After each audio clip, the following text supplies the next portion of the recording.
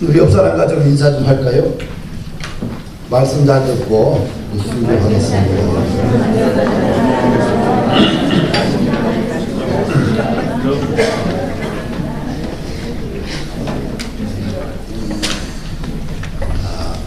금주에 생각했던 주제들이 있었어요. 첫째는 뭐냐면 은퇴라는 주제와 또 하나는 하나님 나라에 대한 주제였습니다. 그래서 나이가 들어가면 누구나 현역에서 은퇴를 하게 되지요. 이것이 세상의 이치고 법칙입니다. 영원한 현역은 아무도 없습니다. 때가 되면 나이에 의해서, 건강에 의해서, 지력의 한계에 의해서, 타인에 의해서 자연스럽게 현역에서 은퇴를 하게 됩니다. 그러면 은퇴를 하게 되면 내 주변에 주님이 부르실까지 누가 남을 것인가? 가족밖에 없습니다. 나와 밤낮 술을 함께 마셨고 운동을 했고 맛집에 함께 다녔고 또 내 인생에 같은 동반자였던 많은 친구들과 많은 사람들이 오늘 하나둘 떠나면서 결국은 내 주변에는 가족만 남게 됩니다. 내 인생의 마지막까지 동행할 수 있는 사람, 가족이. 그런데 우리가 중요하게 생각할 것이 있습니다. 현역 시절에 그래도 내가 건강하고 돈도 벌고 사회적 위치도 있고 힘이 있을 때 잘해야 돼요. 할렐루야. 만약에 힘이 있을 때 그 힘을 가지고 영적으로, 정신적으로, 감정적으로, 정서적으로, 육체적으로 찌꺼기만 매일 먹이게 되면 찌꺼기를 먹는 사람들이 행복할까요? 불행할까요? 불행해요. 찌꺼기를 계속 먹다 보면 스스로 속에서 분노가 일어납니다. 그러면서 가정은 갈등의 시한폭탄이 되고요. 어느 날 보면 요단강을 건너가 버리고 말아요. 영원한 현역은 아무도 없다. 있을 때 잘해야 돼요. 할렐루야. 있을 때 잘하자. 네, 우리 옆 사람에게 좀 얘기합시다. 있을 때 좀 잘합시다.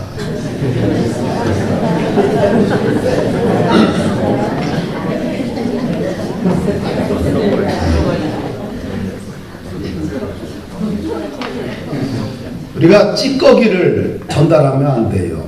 그 황폐한 찌꺼기, 더럽고 취한 찌꺼기를 계속해서 던지고 먹이다 보면 먼 훗날 인생의 은퇴가 찾아오잖아요.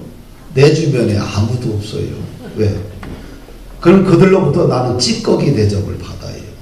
그럼 만축 돌아갈 때 우리 주님 부르신 그날까지 찌꺼기를 먹으면서 고통 속에 괴로워하며 살아갈 수밖에 없습니다.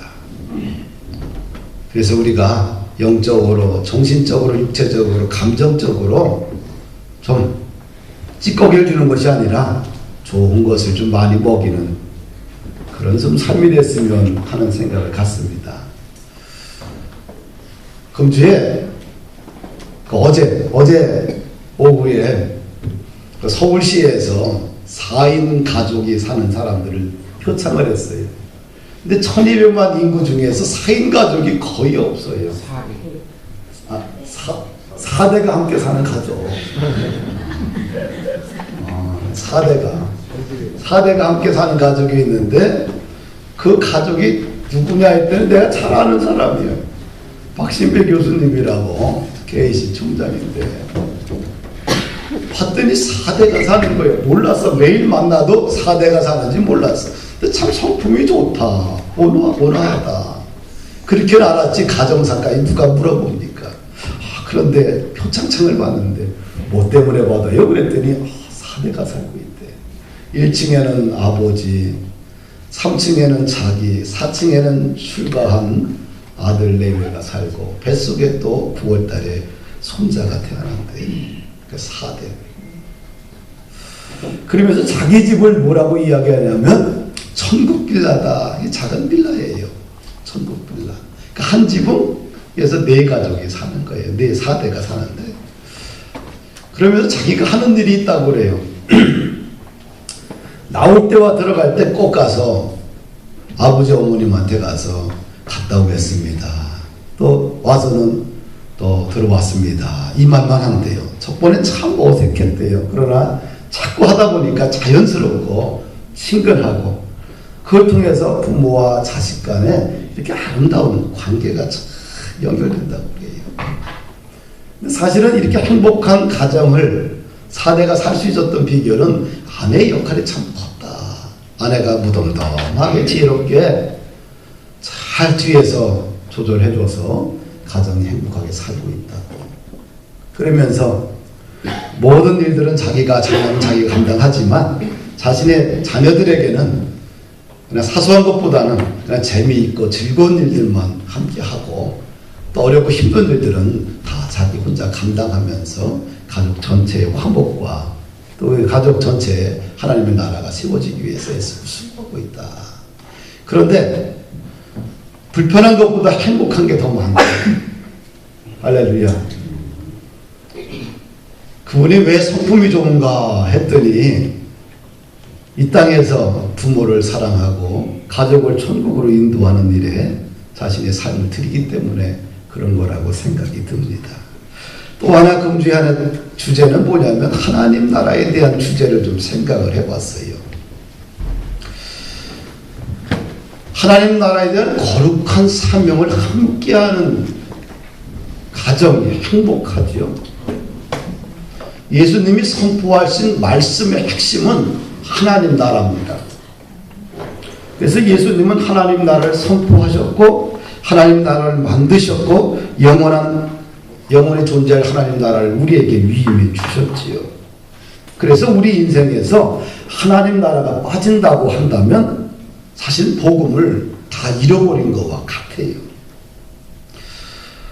그래서 예수님께서는 하나님 나라를 세울 것을 우리에게 사명으로 말씀해 주셨습니다. 그래서 하나님의 나라를 함께 꿈을 꾸며 또 가족 전체가 그 꿈을 향해서 달려갈 수 있다고 한다면 그 가정이 정말 복받은 가정, 행복한 가정, 그 가정에 하나님의 영광이 재현되지 않겠느냐. 요즘 화제의 책이 있는데요. 반다의 선교사가 쓴 놀라우신 하나님이라는 책이에요. 이 책이 얼마나 핫한지 나온 지 2주 만에 말입니다. 우리나라의 종교서적을 포함한 모든 서적에 2주 만에 62권에 들어왔어요. 대단하죠. 이 땅에 그 출간된 책 중에 62권 안에 들었다니까요. 종교서적에 반드시 일이 있죠. 이 책의 저자는 29살 먹은 여자 청년입니다. 아버지가 반태효 목사님인데요.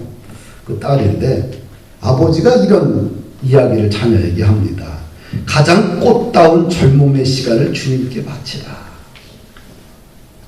그 아버지의 말에 도전을 받고 그가 500일 동안 케냐에 가서 선교 활동을 합니다.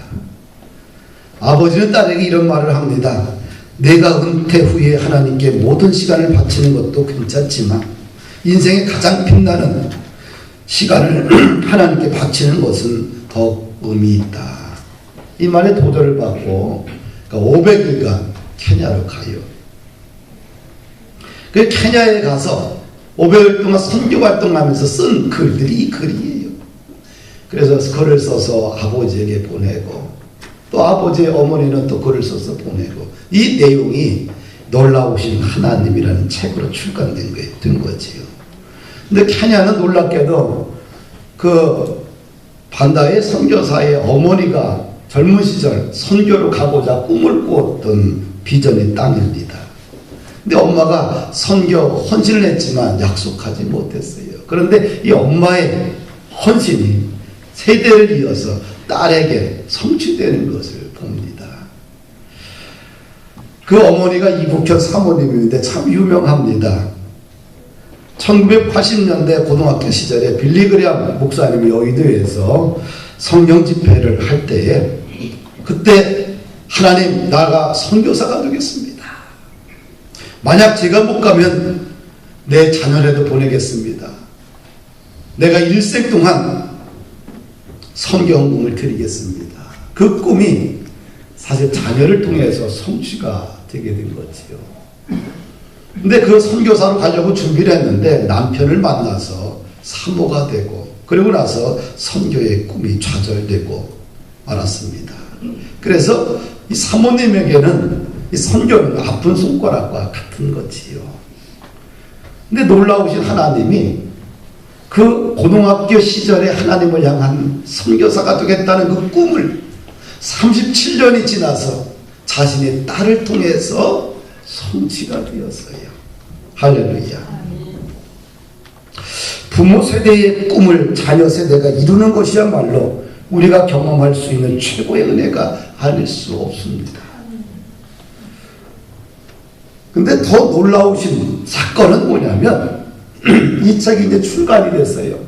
그 와중에 미국의 대학원에 입학 서류를 넣습니다. 그런데 이 책과 동시에 합격이 됐어요. 왜 됐을까요? 감동이 있어서 그래요. 29살밖에 안 된 젊은 애가 이 치열한 경쟁사회 속에서 케냐에 가서 500일 동안 선교 활동을 해요. 이것이 어떻게 돼요? 대학원에 프로포즈를 할 때 썼지. 그 감동이 이 젊은 아이를 미국의 명문 대학원에 입학할 수 있는 코스로 연결이 된 거예요. 할렐루야. 하여튼간 자고 났더니 유명해졌다라는 바이런의 이야기처럼 이 자매는 자고 났더니 유명한 사람이 되었습니다. 성경은 우리가 알아야 될 진리다. 인생은 진리대로 살아야지만 세워진다는 사실입니다. 이것이 정답이에요. 정답을 알지만 실천하지 않으면 가정에서 우리는 하나님의 나라의 거룩한 축복을 맛볼 수가 없어요. 진리대로 살지 아니하면 누가 손해를 보느냐? 내가 손해보는 거예요. 할렐루야. 또 가족 전체가 영적으로, 정신적으로, 육체적으로 감정의 소모를 너무 많이 하게 돼요. 그래서 이 가정의 달을 맞이해서 좀 소모전 하지 맙시다. 네? 이제 자녀와 부모, 남편과 아내 하여튼가 소모전을 좀 끝내고 하나님의 풍성하신 은혜가 우리 가정 속에 좀 정착했으면 참 좋겠다. 사람이 싸움 중에 가장 힘든 싸움이 뭔 줄 아세요? 감정의 소모전이에요. 이건 돈도 안 되고 하고 나면 탈진되고 그리고 나면 서로 왼수가 돼버리고요. 그걸 추스리는데 너무나 많은 시간이 필요해요. 그리고 가장 큰 문제는 성품이 다 망가져 버려요. 그래서 이 감정의 소모전은 사실 안 해야 돼요. 진리대로 살면은 감정의 소모전이 끝나고 우리 가정에 풍성하신 놀라우신 하나님의 역사가 은혜가 임하지 않겠느냐. 할렐루야. 에베소서 5장 22절부터 6장까지는 이제 가정 회복을 위한 복음서지요. 일생 동안 그리스도인들은 다 알아요. 그러니까 부부 관계를 어떻게 설정해야 되느냐, 부모와 자녀의 관계를 어떻게 설정하는 것이 그 가정에 행복을 가져다 줄 수 있느냐. 원리는 단순해요. 아내는 남편을 존중하고, 뭐라고요? 존중하고, 아내들이 자기 남편에게 복종하라, 존중하라. 같은 얘기예요. 복종은 뭐예요? 태도의 문제입니다. 순종은 행동의 문제예요. 태도는 어떻게 해요? 태도는 아내들은 남편에게 태도를 어떻게 하라고요? 복종. 태도가 온순하라는 얘기죠. 그렇죠? 태도가 불량하면 인생이 두 사람이 막혀버려요. 성경의 이야기입니다. 이게 진리예요. 기분이 나빠도 태도는 좋아야 돼요. 그렇죠? 태도는 좋아야 돼요. 아내가 남편을 향해서 함부로 이야기한다. 태도가 불량하지요. 그리고 어떻게 부부관계 신뢰도가 쌓이겠어요? 거의 불가능합니다. 태도가 불량한데 어떻게 두 사람 사이에 신의가 존재하고 사명이 존재하고 함께 평생 가정을 이루고 살 수 있겠어요? 그러면 안 돼요. 따라합시다. 아내는 남편을 복종하라, 존중하라. 그래야 형통이 원리가 작동되는 거예요. 형통이라는 말은 뭐예요? 잘 된다는 얘기 아니겠어요? 너도 잘 되고 나도 잘 되는 이 형통의 원리는 뭐예요? 단순해요. 성경의 원리에 우리가 좀 순종해야 돼요. 또 남편은 아내를 어떻게 대하라고요? 자기 자신같이 사랑하라. 아내는 남편의 몸이에요. 할렐루야. 내 몸이 아내다. 그래야지만 부부 사이의 형통의 원리가 작용이 돼요. 그럼 자녀는 부모를 어떻게 대해야 되느냐? 아주 그냥 복잡하지 않아요. 단순합니다. 그래서 전국을 찔러요. 같이 한번 우리 읽어보십시다. 6장 1절부터 자녀들아 주 안에서 너희 부모에게 순종하라. 이것이 옳으니라. 내 아버지 어머니를 공경하라. 이것은 약속이 있는 첫 계명이니 이로써 내가 잘되고 땅에서 장수하리라. 주 안에서 어떻게 하라고요? 순종하고 부모를 공경하라. 이것이 약속 있는 첫 계명이다. 그래야 내가 잘되고 장수한다.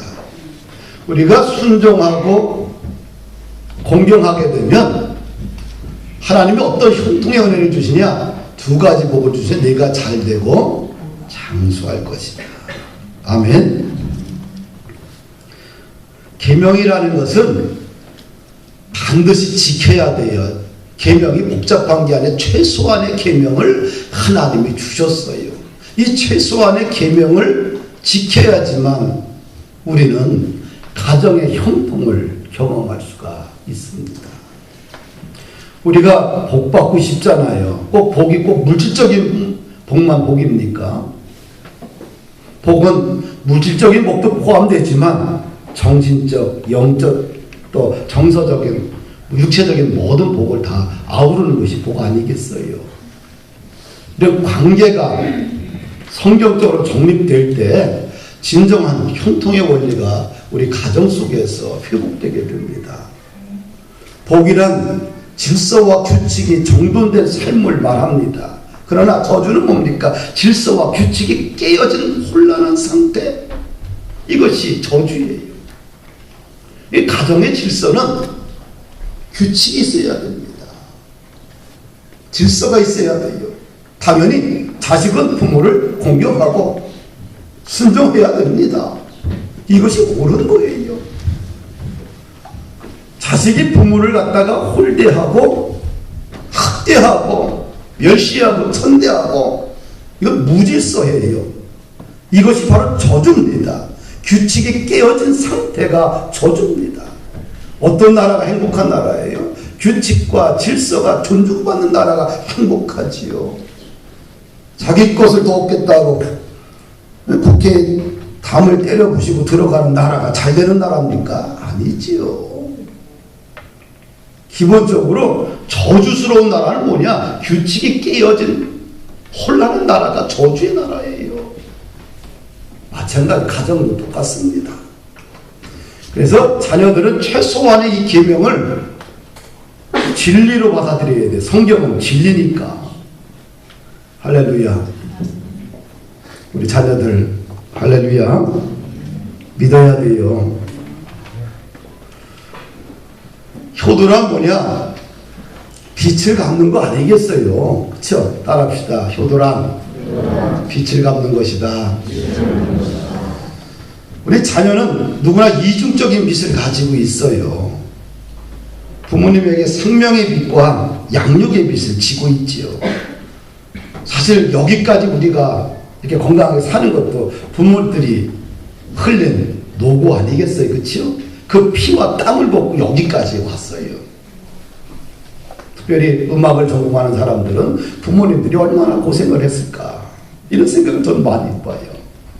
왜? 우리 자녀들이 음악을 하고 미술을 하겠다고 해서 내가 원천 봉쇄했잖아요. 야, 개척교회에서는 어림도 없다. 네가 천재 화가가 되지 않는 이상은 이거는 불가능한 일이다. 하여튼간 우리는 생명의 빛과 양육의 빛을 지고 있어요. 그래서 당연히 자녀들은 부모에게 어떻게 해야 돼요? 순종해야 돼요. 성경을 보니까 주님은 네 부모를 공경하라고 했는데 이 공경하다는 언어는 키베드라는 말인데 키베드라는 말은 존경하다, 가치 있게 여기다라는 말이에요. 이 키베드라는 말은 하나님을 경외할 때 쓰는 말이에요. 그러니까 하나님을 경외하는 거나 부모를 공경하는 것이나 하나님은 같은 급에서 놨어요. 그래서 부모를 공경할 때 어떻게 하나님을 공경하듯이 하라는 거예요. 아멘. 그래서 부모 공경은 사람과의 일이 아니라 하나님과의 일이요, 하나님과의 약속입니다. 그래서 효도는 미덕이 아니라 신앙이다. 따라합시다. 효도는 미덕이 아니라 신앙이다. 자녀가 부모에게 효도하고 공경하고 예의 있게 대하고 그 자녀가 복돼요. 그 자녀가 다른 사람한테 참 귀하게 자녀다, 잘 키웠다, 참 바르다 이렇게 보지요. 부모에게 늘 지켜 떠올리고 언성을 높이고 얼굴에 분노로 가득 차고 말을 갖다가 아주 그냥 더럽게 하게 되면 모든 사람이 손가락에 아, 참 못 빼먹었다, 참 저 아이를 낳은 부모 참 마음이 아프겠구나. 그런 아이들은 세상에서도요 쳐다보지도 않아요. 그리고 세상에서 짓밟히는 사람이 돼버려요. 그러나 그럼에도 불구하고 부모가 문제가 있고 좀 부족하다 할지라도 그럼에도 불구하고 신앙을 가지고 믿음으로 부모를 공경하잖아요. 세상 사람들이 다 존경해요. 할렐루야. 부모 공경은 세 번째로 세대 교체적인 의미가 있습니다. 세대 간의 갈등은 어느 시대나 존재합니다. 그래서 하나님과의 도리를 이야기하고 5계명부터는 인간과 인간 사이의 도리를 10계명에서 말하고 있는데 그 첫 번째가 뭐냐? 제5계명이 네 부모를 공경하라. 인간의 공동체의 건강성을 유지하기 위해서는 이 5계명은 필수예요. 세대와 세대를 뛰어넘는 그 성경의 진리, 가족 간의 이 진리가 흘러가기 위해서는 부모를 공경하는 것이 첫 번째입니다. 부모 공경해야 돼요. 우리 학생들 부모를 공경하자. 응? 알았지? 그치? 예. 부모를 공경하는 것 일생 동안 이것은 하나님의 말씀이고 진리입니다. 그럼 자녀들은 부모를 어떻게 공경해야 되느냐? 예수를 믿게 해야 돼요. 예수 믿고 구원받아 하나님의 자녀가 되게 하는 것, 이것이 자녀들이 해야 될 최고의 선물입니다. 노년이 되면 사람이 뭐가 찾아와요? 외로움이 찾아와요. 외로움을 다스리지 못하게 되면 어느 날 갑자기 확 내면이 무너져요. 내면이 무너지고 나면 그때부터는 감당이 안 됩니다. 그럼 내면을 무너지지 않고 내면을 기쁘고 감사함으로 충만하게 채우는 길이 뭐냐? 부모님 마음에 예수로 충만하게 하면 돼요.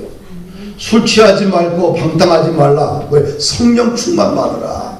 성령이 부모님의 마음속에 충만하면 그럼 항상 감사가 일어나요. 기쁨이 일어나요. 마음에 평화가 넘쳐요.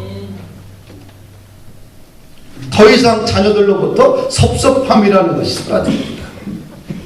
그때부터 성령 충만하면 그냥 기도해요. 자녀를 위해 기도하고 교회를 위해서 기도하고 민족을 위해서 기도합니다. 입술에 찬양이 흘러가고 남을 험담했던 입술에서 찬양이 흘러가고 성경을 읽으면서 말씀 속에서 은혜를 경험하고 깨닫습니다. 그 다음에 꿈이 생기잖아요. 그래서 최고의 선물은 부모님의 마음속에 누굴 집어주라? 예수님을 다 그 주인으로 모시고 살 수 있도록 도와주면 일생 동안 부모님들이 건강하게 살아갈 수가 있어요. 부모를 사랑하는 게 두 번째는 부모의 노후와 건강을 체크해야 됩니다. 말과 혀로만 사랑하지는 안 돼요. 오직 행함과 진실함이 있어야 돼요. 사랑은 말로 표현되고 행동으로 표현돼야 됩니다. 1년에 생일 한번 상을 드리고 그걸 끝나면 안 돼요. 자녀들은 부모의 건강을 항상 체크해야 돼요. 한번 무너지게 되면 그 무너진 몸을 다시 일으키기 위해서는 거의 가정이 파산할 정도에 힘들어요. 그런데 평상시에 시간을 가지고 부모의 건강을 좀 체크해야 되겠다. 그러면 우리가 큰 돈 안 들이고도 가정의 행복이 찾아올 수가 있어요. 할렐루야. 어르신들은 무너지고 나면 회복이 안 돼요. 무너지기 전에 자녀들은 부모님의 건강을 잘 체크해야 돼요. 우리의 부모님들은 자녀를 위해서 자신의 전부를 다 던졌어요. 그래서 노후가 준비된 사람이 많지 않습니다. 우리가 벌어서 자식을 키우고 참 살기 버겁지만 그럼에도 불구하고 부모님들의 노후를 어느 정도 우리는 좀 신경을 써야 됩니다. 할렐루야. 그래야지만 가정이 질서가 세워지지 않겠느냐. 금주에 어버이날인데 이거 얘네들이 아무것도 없어. 참, 받자고 하는 게 아니고 아무것도 없어. 이거 얘네들 봐라, 이놈들 봐라. 근데 9시에 딱 옥터가 아빠 사랑해요. 아주 단답형으로 내려버렸어요. 그래서 기분 나빠서 답장을 안 썼어요. 그랬더니 오후에 만났는데 아빠 보냈는데 왜 답장이 없어? 그래서 너무 단답형이어서 기분 나빠서 안 보냈다. 그래서 이제 밤 이제 10시 반에 이제 문자를, 집에 오기 전에 문자를 남겼어요. 야, 중기 힘들지? 내가 너를 사랑한다. 너는 우리 가정의 보배다. 보아요. 그랬더니 하고 또 메시지가 날아왔어요. 오후에 있는데 이 두 딸들이 한 번은 대답이 없어. 이놈들 봐라. 내가 잘못 키웠네. 딱 속에 뚱하고 있었어요. 있는데 갑작스레 포스로 딱 연락이 왔어요. 아빠 축하드려요 하면서 20만 원을 둘째 딸이 보내왔어. 아, 그렇지. 그러고 나서 원정아, 사랑한다 하고, 나는 머리머리 현금을 좋아해. 일생 동안 잊지 말라고 보냈어. 알았어 보냈어.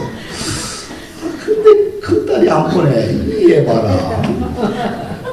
근데 바로 이어서 큰딸이 또 포스로 돈을 보내와서 20만 원을. 그래서 너는, 그래서 메시지를 남겨줬지요. 그래서 40만 원 받고 기분이 좋잖아.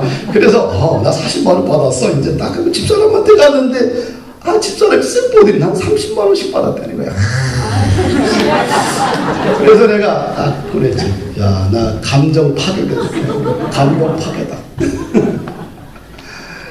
하여튼 웃자고 하는 얘기예요.